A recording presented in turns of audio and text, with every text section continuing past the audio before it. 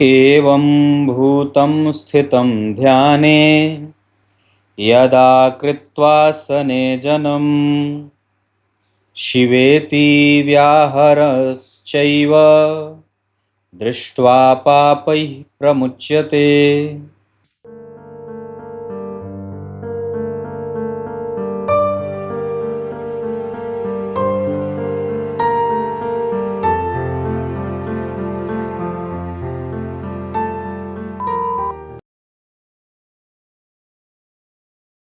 प्रिय दर्शकों, नमस्कार।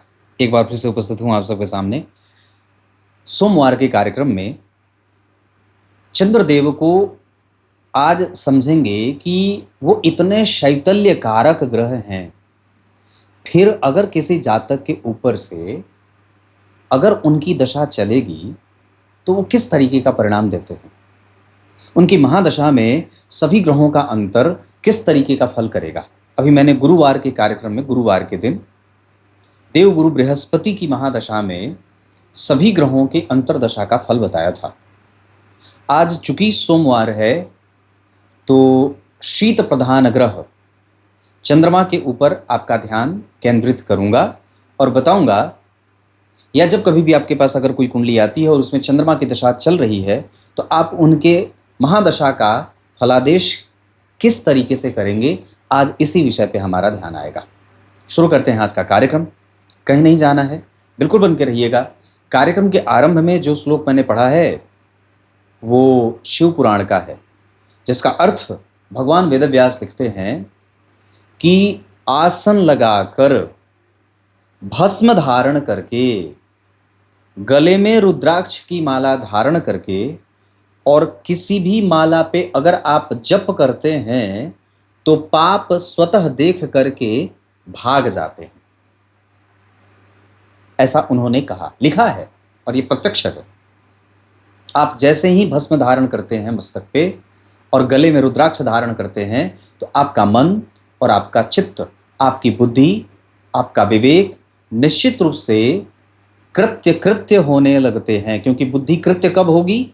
जब वो बुद्धिमता से निर्णय ले और सही चीज को पहचाने, है ना। आइए विषय पे लेके आता हूं।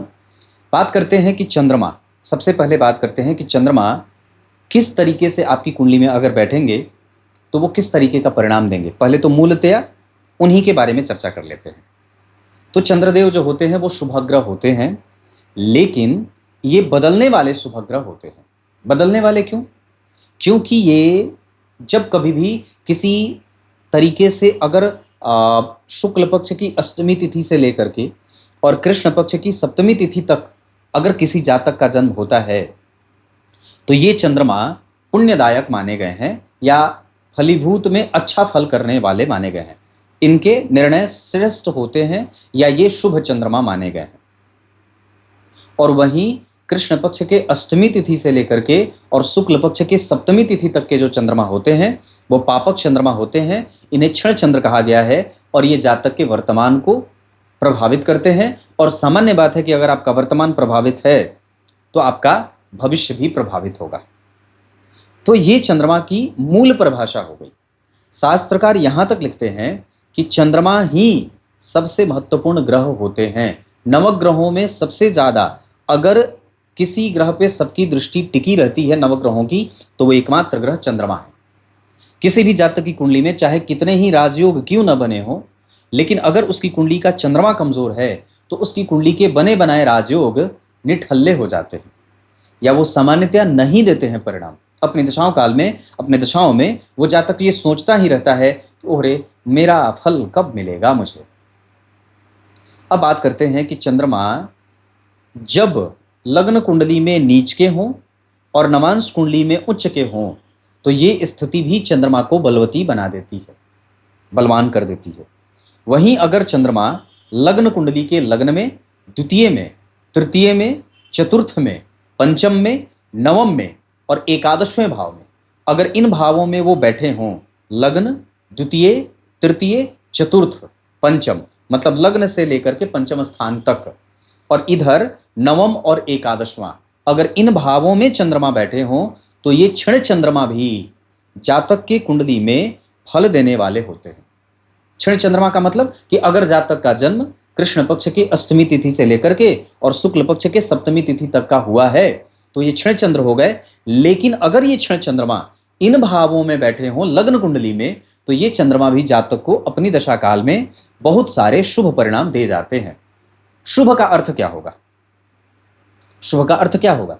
अब आपके लिए जिस चीज की शुभता आप मानते हैं, हो सकता है कि मैं उसे शुभ ना मानता हूं, हो सकता है कि आप धन कमाना शुभ मानते हो या अच्छा मानते हो, पर मैं हो सकता है कि मानसिक शांति को शुभ कहूं। ये अपने ऊपर दृष्टिकोण पे निर्भर करता है कि आप किसी भी ग्रह से क्या चाहते हैं। सामान्यतया हम कलयुगी प्राणी हैं और हमारी ये अपेक्षा रहती है, हम ग्रहों से यही उम्मीद रखते हैं, लगा के बैठते हैं कि ग्रह आएगा, मेरा दरवाजा खटखटाएगा और बैग भर करके सूटकेस में करोड़ों रुपए दे जाएगा और फिर हम मस्त आनंद चीर निद्रा में चले जाएंगे, सो जाएंगे, अब मेरा काम हो गया, इस दशा काल ने अपना काम कर दिया। पर वस्तुतः ये ग्रह की महादशा का परिणाम नहीं है, ये आपको आलसी बनाने का प्रभाव है और ये प्रत्यक्षतया इस बात का प्रमाण करता है कि आप आलसी हैं। दैव दैव आलसी पुकारा, रामचरितमानस में भगवान लक्ष्मण ने कहा है, ये बात कही है। तो वैसे ही क्या बात कही कि चंद्रदेव मानसिक शांति के कारक होते हैं और जो ग्रह मूलतः जिस विषय का कारक होता है वो तो पक्का देता है। जैसे सूर्य क्रूरता के भी कारक हैं और नैतिकता के भी कारक हैं, तो वो नैतिक ये बनाते हैं अपनी दशाओं में, थोड़ी सी क्रूरता भी देते हैं, एग्रेशन देते हैं। मंगलदेव जल्दबाजीपन की प्रवृत्ति देते हैं, तो वो मंगलदेव अपनी दशा काल में जब आएंगे तो उस जातक के ऊपर से ऐसा व्यवहार रहेगा। चंद्रमा शीत के सागर हैं, ये शैतल्य देते हैं, तभी तो भगवान शिव ने इसे अपने मस्तक पे धारण किया है। और वस्तुतः पुराणों में चंद्रदेव बुद्ध के पुत्र माने गए हैं, बुद्ध के पिता माने गए हैं, क्षमा करें, बुद्ध के पिता हैं चंद्रदेव और चंद्रमा के पुत्र हैं बुद्धदेव। और चंद्रमा जो हैं वो वस्तुतः इस पूरे ब्रह्मांड में जो भी चीजें बह रही हैं, आकार बदल रहा है, जो नित्य प्रति, वो चंद्रमा है। एक जैसे तो रहते नहीं है, प्रतिपदा को कुछ और दिखा, द्वितीया को बदल गए, तृतीया को जो अलग स्वरूप धारण किया, चतुर्थी को नया हो गए, पंचमी को पूर्णतया बनने की तरफ अग्रसर हो गए और पूर्णिमा को पूर्णेंदु हो गए। तो ये चंद्रमा बदल रहे हैं और जैसे जैसे वो बदल रहे हैं वैसे वैसे हमारे वर्तमान को भी बदल रहे हैं, समुद्र को भी बदल रहे हैं। अपना तो मन बदल ही रहे हैं, हम मनुष्यों का भी मन बदल रहे हैं। आश्रित्य चंद्रस्य बला बलानी ग्रहा प्रयक्षन्ति शुभाशुभानि, शास्त्रकार लिखते हैं कि सारे ही ग्रह चंद्रमा पे आश्रित होते हैं। और क्या कहा कि ये बदल रहा है इसलिए वर्तमान है। वर्तमान के सूचक है ना चंद्रमा। मैंने अपनी कुंडली विश्लेषण में कई बार अपने कार्यक्रम में ये बात कही है कि चंद्रमा वर्तमान के सूचक, सूर्य भविष्य के सूचक और राहुदेव भूतकाल के जनक होते हैं। तो जो बीत गया वो राहु है, जो वर्तमान है वो चंद्रमा है आपके। इसी वजह से जिस व्यक्ति की कुंडली में चंद्रमा कमजोर होते हैं उसका वर्तमान बड़ा ही डोलम डोल रहता है, वो ढुलता रहेगा, एक जैसा नहीं रहेगा। अगर आप दुकान पर बैठते हैं तो आपके दुकान की आमदनी एक जैसी नहीं रहेगी अगर चंद्रमा आपके क्षीण है तो, लेकिन अगर वो स्टेबल है तो आपकी आमदनी निरंतर बरकरार रखेंगे। और बुध क्या देते हैं? तो बुध चपलता देते हैं, चंचलता देते हैं। तो वो ग्रह का नेचर होता है और जो मूलतया वो जिस ग्रह का जो कारक क्षेत्र है वो अपनी दशा काल में वैसा परिणाम देगा। तो चंद्रमा का वस्तुतः कारक क्या है? शांति देगा। अगर कमजोर हैं तो थोड़े बहुत देंगे, अगर बलवान है तो मजबूती से शांति दे देंगे। अब बात करते हैं, ये तो भूमिका रही, नहीं तो विषय बड़ा लंबा हो जाएगा, बोलते बोलते दिन रात बीत जाए। तो चंद्रमा की महादशा में चंद्रमा का अंतर सामान्य रहेगा, बिल्कुल सामान्य। मतलब आप इसको ऐसे समझ सकते हैं कि इस दशा काल में अगर आपकी कुंडली के चंद्रदेव विलक्षण नहीं हैं, अशुभ बने हैं, तीसरे में बैठे हैं पापग्रह के साथ, छठवें में बैठे हैं पापकर्त्री में, अष्टम में बैठे हैं नीच या दोष युक्त होकर के, एकादशवें, दशम और 12वें, एकादशवें में अगर बैठे हो पापग्रह के प्रभाव में, तो ये चंद्रमा कमजोर चंद्रमा हो जाएंगे या कई बार आपको थोड़ी मेहनत रस्साकसी के साथ करवाने के बाद परिणाम देंगे। और अपनी दशा काल में ये आपके रक्त प्रवाह को प्रभावित करेंगे। जठराग्नि मंदाग्नि ये असंतुलित होती रहेगी, मन बुद्धि चित्त एक जैसा नहीं रहेगा और साथ ही साथ वीर्य स्खलन होता रहता है, व्यक्ति स्वप्न दोष में चला जाता है। तो स्वप्न दोष होगा, धातु का क्षीण होगा ना, वीर्य धारण करने से आपकी जठराग्नि मजबूत होती है। आजकल लोगों को पेट की परेशानी क्यों ज़्यादा है? इसीलिए है क्योंकि वो वह ब्रह्मचर्य धारण नहीं करते और वो वीर्यपात करते रहते हैं। इस वजह से उनकी जठराग्नि कमजोर होती रहती है, पाचन शक्ति कमजोर है। सबसे ज़्यादा रोग पेट के हैं आजकल। एक तो वैसे ही भारत गर्म है, ऊपर से गर्म भोजन किया, ऊपर से प्रभाव बाहरी, तो सब बह जाता है। बात है कि नहीं? तो कहने का अर्थ है ये चंद्रमा है और चंद्रमा में चंद्रमा का अंतर है। और चंद्रमा के बाद उसके बाद अब चंद्रमा में मंगल का अंतर। मंगल है तेज और चंद्रमा है शांत। तो अगर ये दोनों की प्रकृति देखते हैं तो एक को दूसरे की तेजी और दूसरे को पहले की शांति पसंद आ जाती है। और ये अगर दोनों ग्रह समुचित अवस्था में बैठे हैं, बैलेंस करके बैठे हैं, तो ये जातक के जीवन को आगे बढ़ाने में सहायक हो जाते हैं। मतलब उसका कारोबार, उसकी दैनिक दिनचर्या, उसका व्यापार, उसकी नौकरी और उसके समझने और सोचने की शक्ति। अगर मंगल आपकी कुंडली में उच्च के हैं, व्यवस्थित बैठे हैं, दिग्बली हैं, दशम स्थान में उच्च के हैं, मतलब अच्छे बैठे हैं, कहने का अर्थ है, तो ये चंद्रमा में मंगल का अंतर, चूंकि दोनों परम मित्र होते हैं एक दूसरे से, चंद्रमा की किसी से शत्रुता होती नहीं है, वैसे सभी ग्रहों से उनकी मैत्री रहती है। तो चंद्रमा में मंगल का अंतर जातक के पद, प्रतिष्ठा, नौकरी, लाभ और विशेषतया उसके प्रोफेशनल करियर को आगे बढ़ाने में सहायक होते हैं। दो लाइन की बात होगी, इससे आप समझ जाएंगे कि आप कैसा निर्णय देने वाले हैं जातक को। और चंद्रमा में राहु, क्योंकि चंद्रमा में चंद्रमा, चंद्रमा में मंगल, अब चंद्रमा में राहु आ गए, ये बड़ा भ्रम देते हैं। ये चंद्रमा में जब राहु आएंगे तो व्यक्ति के मन को एकदम निचोड़ देते हैं और वो अपनी एनर्जी का सतत सही इस्तेमाल नहीं कर पाता है। अपने ही ऊपर उसे प्रायः संदेह होने लगता है। अपनी एनर्जी को नहीं पहचानेगा तो गलत भटकाव में जाएगा, गलत मैत्री में जाएगा, गलत लोग उसे अच्छे लगने लगेंगे, नियमित दिनचर्या का पालन नहीं करेगा, हैजा, कालरा, टीवी, पता नहीं किस तरीके की बीमारियां, कफ जनित बीमारियां हो जाएं, बिस्तर पे पड़ा रहे, मतलब एनर्जी रहे ही नहीं, सुस्ती छाई रहे, परीक्षार्थी जो है वो परीक्षा में असफल हो जाए, कंसंट्रेशन भंग हो जाए, मन एक जगह एकाग्र नहीं होता है। शिव जी की पूजा करिए, भगवान भोलेनाथ की शरणागति धारण करिए, मंदिर जाइए, मंदिर दर्शन करिए। ये चंद्रमा में राहु हैं। उसके बाद गुरु आते हैं।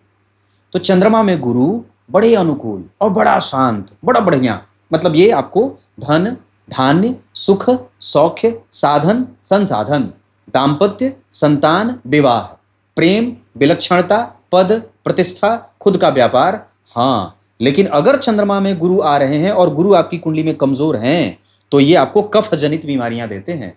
सर्दी, खांसी, जुकाम, नजला, रक्त प्रवाह तीव्र हो जाए, भोजन कमजोर पचने में दिक्कत करे, इस तरीके की समस्या ये देते हैं। ये चंद्रमा में गुरु हैं। और अगर बढ़िया बैठे हैं तब तो कहना ही क्या है, ये आपको सुख क्या नहीं दे सकते। चंद्रमा में गुरु, दोनों एक दूसरे के मित्र हैं, दोनों को एक दूसरे की प्रकृति अच्छी लगती है, इस वजह से जातक में अच्छाइयां दिख जाती हैं उस दशा काल में। और गुरु के बाद शनि। तो चंद्रमा में शनि मन को विकल करते हैं, क्योंकि ये दोनों एक दूसरे में, चंद्रमा तो किसी को अपना शत्रु नहीं मानते पर शनि देव इनको शत्रु मानते हैं। इस वजह से वो कहते हैं कि जब चंद्रमा की महादशा है और शनि का अंतर है तो ये बड़ा ही कमजोर होने लगता है और फिर जातक के बने बनाए काम बिगड़ने लगते हैं। चंद्रमा ठेल करके परीक्षार्थी को परीक्षा हॉल तक लेके जाएंगे और हॉल में अपना काम शनिदेव करके उससे सारे आंसर गलत करवाएंगे और फिर व्यक्ति असफल हो जाता है। तो यहाँ परीक्षार्थियों के लिए बड़ा ही कंसंट्रेशन पे काम करने की आवश्यकता होती है, लगातार मेहनत करने की आवश्यकता होती है, शनिदेव को भी प्रसन्न करने की आवश्यकता होती है। इस वजह से बजरंगबली की पूजा जहाँ पे होगी वहाँ पे शनिदेव परेशान अपना प्रकोप नहीं दिखाते। तो चंद्रमा में शनि का अंतर आपको विकल बनाता है, आपकी एनर्जी को गलत जगह पे लेके जाता है, आपके कंसंट्रेशन को डिरेल करता है और गड़बड़ छाला पैदा करते हैं। शनि के बाद बुध। चंद्रमा में बुध शांत, गंभीरता, खेलपन, लड़कपन, एकदम बिल्कुल बचकानी हरकतें, बहुत आराम से काम करे, कोई जल्दबाजी नहीं है, स्थिरता है, गंभीरता है, कृतज्ञता है, गुरुजनों का आशीर्वाद है, थोड़ा खेल दौड़ लिया, थोड़ा घूम लिया, थोड़ा मौका मौज मस्ती कर लिया, ये चंद्रमा में बुध। मतलब थोड़ा सा वो सीरियसनेस उस दशा काल में जातक की कम हो जाती है, या ये कहते हैं कि वो उसकी बुद्धि लब्धि क्षमता बढ़ जाती है। वो दिखेगा नहीं कि वो कितनी मेहनत कर रहा है, पर हाँ हो सकता है कि वो दिमाग में बड़ी मेहनत करता हो, दिमाग में उसका प्रिपरेशन अच्छा हो, कैलकुलेटिव माइंडसेट के साथ वो आगे बढ़ रहा है, पर सामने किसी को वो उसका प्रभाव दिख नहीं रहा। तो ये चंद्रमा में बुध है। फिर आते हैं चंद्रमा में केतु। जहां ये आपको एक तरफ निर्णय ले जाने वाले बना देते हैं। एक तरफ आप राहु में निर्णय ले नहीं रहे थे और चंद्रमा में केतु आए तो आपको दोनों पक्षों का अध्ययन करने से वंचित कर दिया। सिर्फ एक तरफ जा रहे हैं। मित्र मित्र है, उसकी कमजोरी आपको दिख नहीं रही है कि वो आपका गलत इस्तेमाल भी कर रहा है। ऐसा चंद्रमा में केतु में होता है। चंद्रमा की महादशा हो, केतु का अंतर हो, तो व्यक्ति मित्र को शत्रु, शत्रु को मित्र बना ले, माता को नुकसान करे, अपना उनसे झगड़ा कर बैठे, सत्य को सत्य न समझे, गलत को गलत न समझे। ऐसा होता है। तो ये जो बचकानी हरकतें होती हैं वो चंद्रमा में केतु करवा देते हैं। इस वजह से यहाँ पे गणेश जी की खूब पूजा करनी चाहिए। वो बुद्धि के देवता है ना, तो बुद्धि गलत ना हो, नहीं तो बिना बुद्धि विखम विद्या, बात आती है। अगर बुद्धि नहीं है तो विद्या विष के समान है। तो ये चंद्रमा में केतु ऐसा ही निर्णय करने वाले हो जाते हैं। अंतिम में आते हैं शुक्रदेव।